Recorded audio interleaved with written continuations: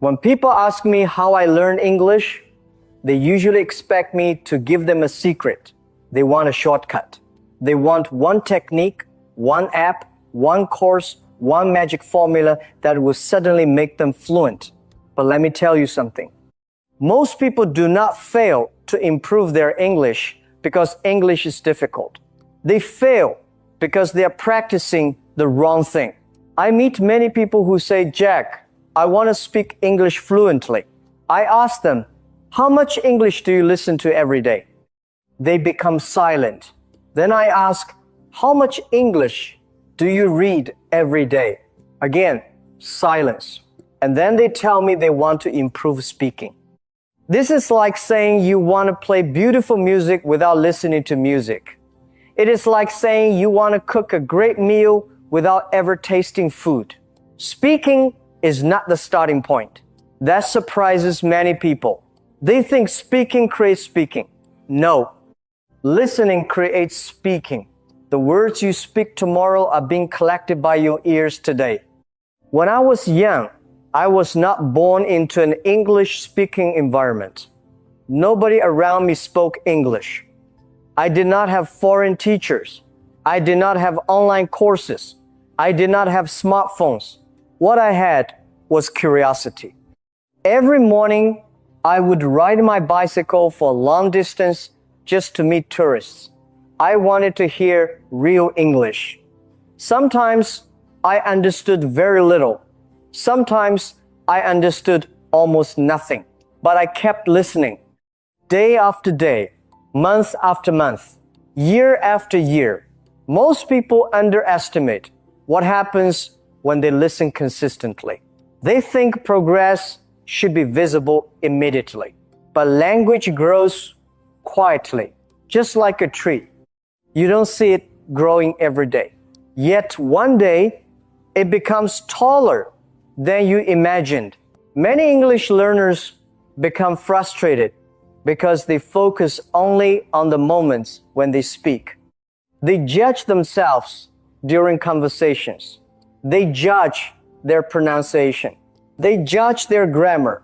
They judge every mistake. But they forget that speaking is only the visible part of the process. The invisible part happens long before the conversation begins. It happens when you listen. It happens when you read. It happens when you expose yourself to English over and over again.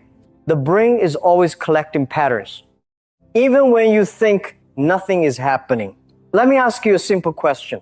Why can you understand much more English than you can speak? Think about that. Many learners understand movies. They understand videos. They understand podcasts. But when somebody asks them a question, they suddenly freeze. The problem is not intelligence. The problem is not vocabulary.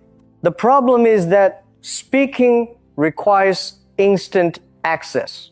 Your brain knows the words, but it cannot find them fast enough. Why? Because you are still translating. You hear English. You translate it into your native language. You create an answer in your native language. Then you translate it back into English. That entire process takes time. And during that time, confidence disappears. This is why I always tell people that one of the most important skills is learning to think in English. Not just speak English, think in English. The day you begin thinking in English, something changes. You stop carrying the extra weight of translation. You become lighter, faster, more natural. Now, I know what some of you are thinking. Jack, how can I think in English if my English is not good? Very simple. Start small. When you wake up in the morning, look outside and think, today looks sunny. When you drink coffee, think, this coffee is too hot. When you are tired, think, I need some rest. Do not worry if your sentences are simple. A child learns language through simple thoughts. You can do the same. Fluency is not built through complicated sentences. Fluency is built through thousands of simple thoughts repeated every day.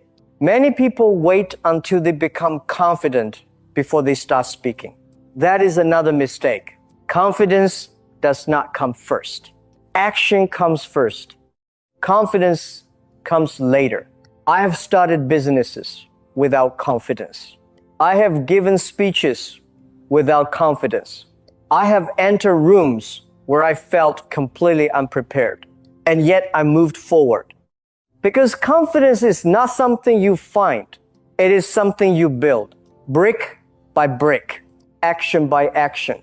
The same is true with English. You don't become confident and then speak. You speak and become confident. That is the order. Every learner wants to avoid mistakes. I understand. Nobody likes feeling embarrassed. Nobody enjoys saying the wrong thing. But let me tell you something important.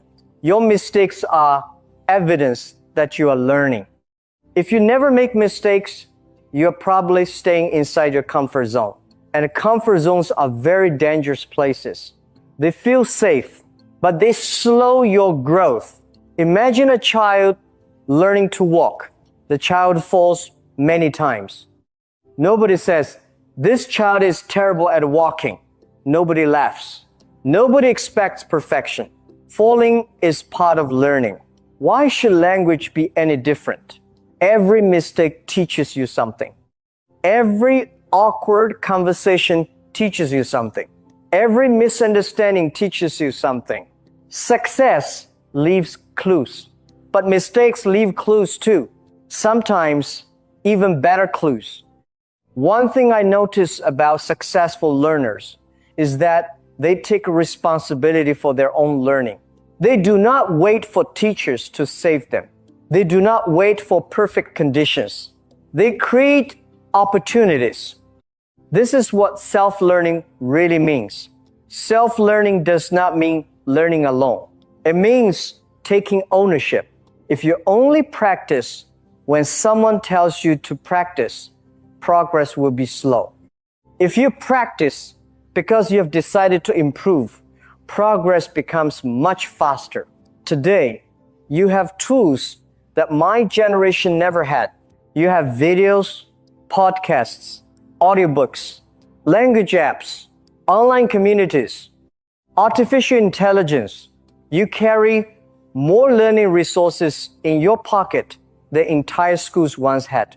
The challenge is no longer access. The challenge is discipline.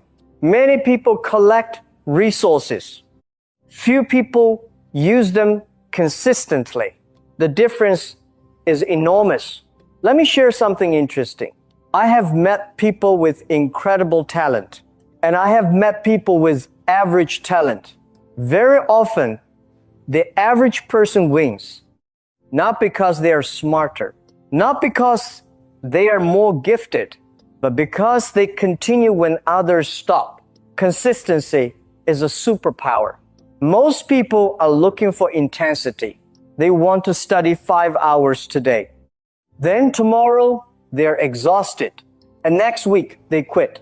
I prefer consistency. 30 minutes every day. 1 hour every day. Small actions repeated for years. That is how real transformation happens. If you want to improve your English, create habits that are impossible to ignore. Listen while walking. Listen while commuting. Listen while exercising. Read a page before sleeping. Speak for 5 minutes when you wake up. Make English part of your life instead of a separate activity. The more naturally it fits into your day, the longer you will continue. Now let me talk about something many learners struggle with. Practicing alone. Some people say, "Jack, I don't have anyone to speak with." I understand. But let me ask you another question. Do you really need another person every time you practice?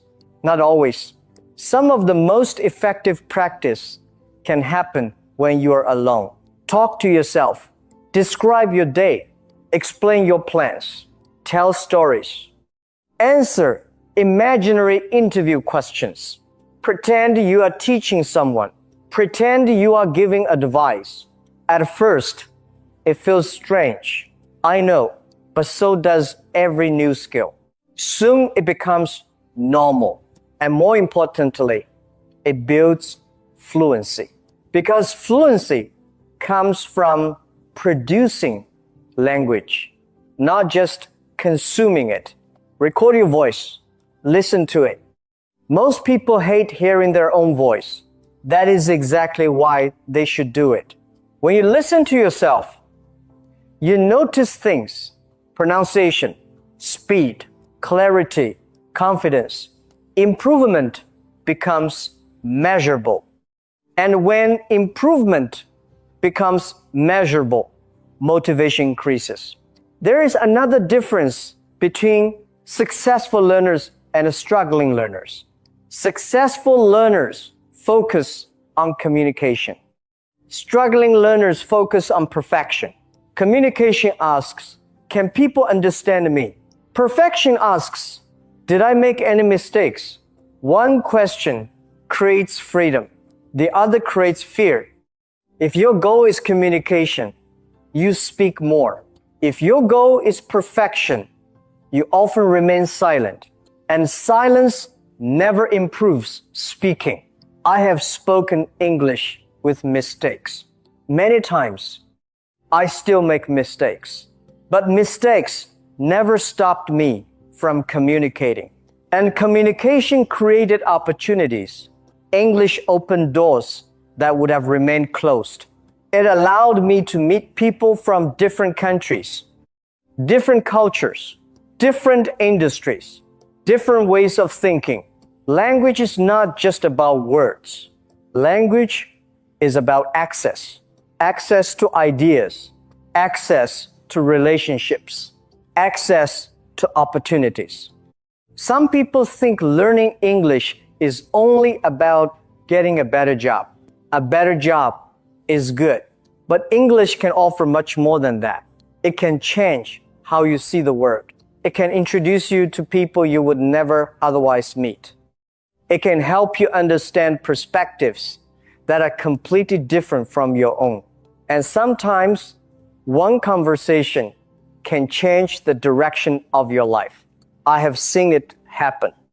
The interesting thing is that most life-changing opportunities do not arrive with a warning. They appear unexpectedly. A conversation, a meeting, a presentation, a chance encounter. And when that moment arrives, your preparation matters. Not the preparation you started yesterday. The preparation you built every day before that moment arrived. That is why I encourage you to stop asking, how quickly can I become fluent? Ask a better question. What can I do today that makes me slightly better than yesterday? Because fluency is not one big achievement.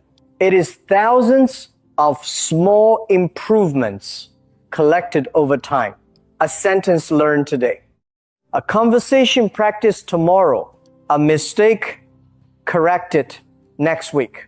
A habit repeated next month.